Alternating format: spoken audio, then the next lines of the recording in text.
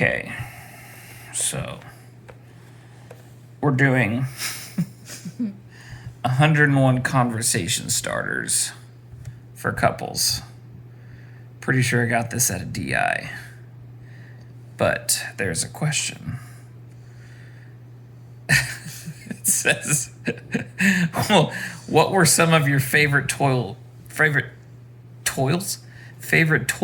as a child? I said Legos and Ninja Turtles. And then this ghetto thing over here. What did you say it was again? I don't think my parents could afford a normal Pocahontas doll, so they got me like a knockoff. It was like an Indian-looking doll. What was it called again?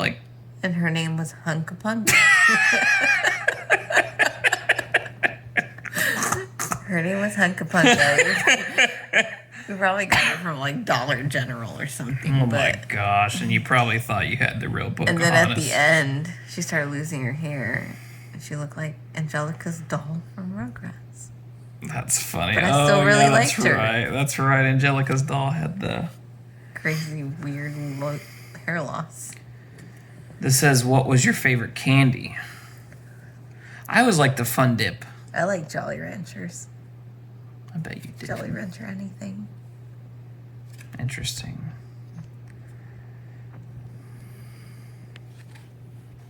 The next question is, what was something you really wanted but were not allowed to own as a child or teen?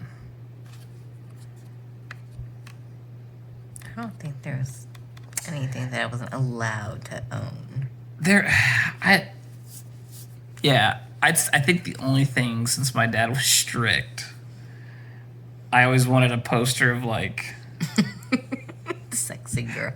Not even sexy girl back then. It was just like a swimsuit or like Shania Twain or something. But yeah, no, I had nothing. My parents weren't really strict though. You know, like when you go to Walmart and you flip through the posters. Yeah. Yeah, I'd always like, and I'd look around, and then you get to the sexy girl section, you're like, ooh, and then if somebody walking around, you're like, oh.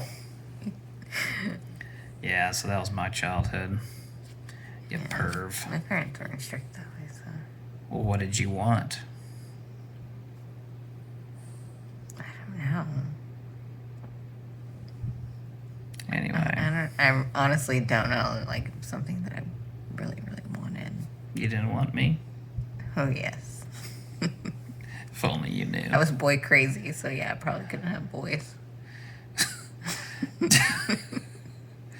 Describe one of your favorite elementary school teachers. Then describe a favorite high school teacher or college professor. Miss Stenson was my favorite elementary school teacher. I had her for 1st and 3rd grade. That's funny because my favorite elementary teacher was 3rd grade. Yep. Miss Beatty. She's my favorite. High school. I don't know if I had a favorite high school teacher. They all kind of hated me. Not really hated me, but definitely was not their favorite. Oh, I did have a favorite teacher. I can't remember his name, but he was my, like, was it HP? Or those, the higher classes, what are they Oh, called? AP? Yeah. I think it was, like, right below AP, or maybe it was AP, I can't remember. But he was, like, this older, like, chunkier old man with glasses, and he had a long beard, and he was just really cool. He was super nice. He was just chill. I really liked him, and it was science, so I was like, oh, this is fun. Well, my sister and brother were really good students, so I think they had expectation of the Fullers, but then I came along and I was a horrible student, and I acted up. But high school, I guess I didn't get in trouble at least, but I don't know. Not one stood out, but I did have funny moments with all the teachers. Mr. Winningham, he was this bigger guy that all he did was make us watch TV. I want to play a movie. And then me and my buddy Clinton Price would just sit back there and start laughing. Good times. What was your most serious physical injury as a child or teen? I know mine.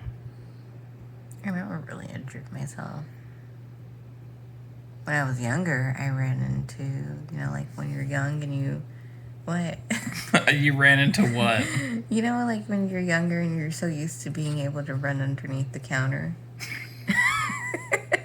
Well, I guess one day I just grew too much and I went to run under the counter and I hit my head and my eyebrow and I split it open. So And look at you now. I have a big scar actually in my eyebrow. Eyebrows stronger than ever. No, you don't. Yeah, I do. If they clean it out really good. Let me see. Watch out. You can even feel the dent Watch of out. it. Sorry. You're lying. Babe, I have a scar. Look. No. Look. Oh, yeah. You're stupid. I broke both of my wrists as a kid. Mm-hmm.